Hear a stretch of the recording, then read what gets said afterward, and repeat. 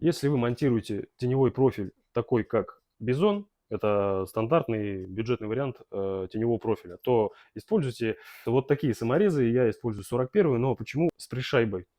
Если мы используем обычные черные саморезы и вкручиваем их, да, ну как бы дюбель сюда, да, по стандарту вкручиваем. Дело в том, что у теневого профиля губа намного больше, чем у обычного ПВХ профиля. Прижимная сила, когда вы закручиваете саморез, эту губу ведет. Наглядных примеров в интернете куча запорченных работ, поэтому пришайба вам лучший друг, она его не поведет, потому что площадь соприкосновения самореза гораздо выше, чем у обычного черного по дереву. Класс.